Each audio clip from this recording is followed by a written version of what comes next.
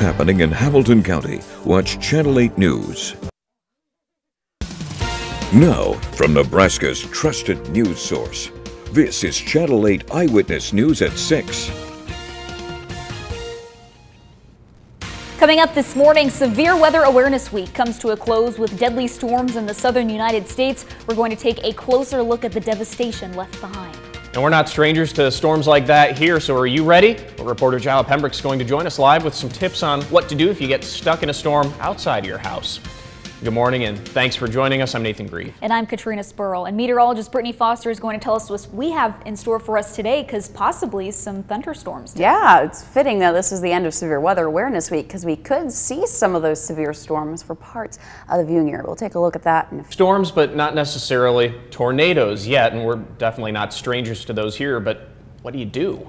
We just had a test this week, but there's never a bad time to prepare for the worst. Brittany? That's right. We have to start talking about what you do if there is a tornado warning. Where do you go? If you're a kid watching, well, let's find out where you go if you have a tornado in your area. First off, you need to go to the lowest level of your house. Here's a nice graphic I made to explain all this. You see that house to the left? The green is where you want to go. In the hallway, if you don't have a basement, a bathroom, anywhere with as many walls in between you as possible. That'll help keep you safe. You also want to stay away from windows. If those windows shatter, that can put you at harm, and also just not a good idea to be near them in general during a tornadic activity. As for a weather radio, I highly recommend finding one or getting one. They're not terribly expensive. This is a great way to stay up to date with what's going on outside with the tornado while you are in your safe spot. It's also a good idea to wear a helmet. I know it sounds silly, but if there's debris and it comes near you, a helmet is a great way to protect your head. And also have an emergency kit in your safe space. That means blankets, food, also pillows to help protect you. All those are a great way to try to stay safe when there's a tornadic activity in your area. A lot of good tips, Brittany. So why are we talking about this today? Well, it's all that severe weather going through the deep south.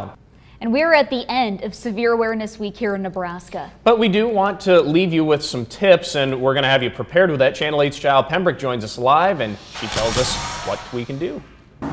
Good morning, Nathan and Katrina. Now, we just saw how powerful winds can knock down trees, move homes, and sadly take lives. So we want you to be prepared for any severe weather. So what if you get stuck in your car during a severe weather event? Well, first, do not abandon your car. If you're driving, pull over and avoid any bridges or overpasses. And for a last resort only, would you get out and get into a ditch, because officials say that can expose you to any storm debris, wind, hail, or even lightning. So they recommend that you get into your car, you stay in your car, buckle your seatbelt, and you cover your head like this. You cower down.